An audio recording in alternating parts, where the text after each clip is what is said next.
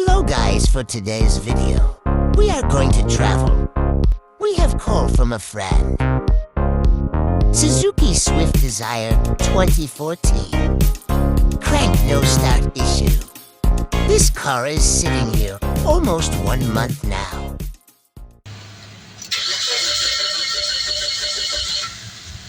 I try to start but only cranking over and over. When I diagnose it, lost communication with ECU. This is the ECU module. Common problem of Suzuki Swift. Year 2010 to 2016. Start. Now the ECU is fixed, we try to test it. Switch off, then switch on. Yeah. Under mo kayo. Yes. The ECU now is fixed and working properly. Good.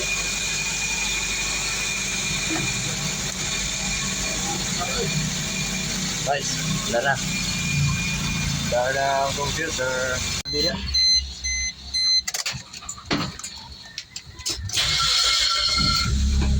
Success.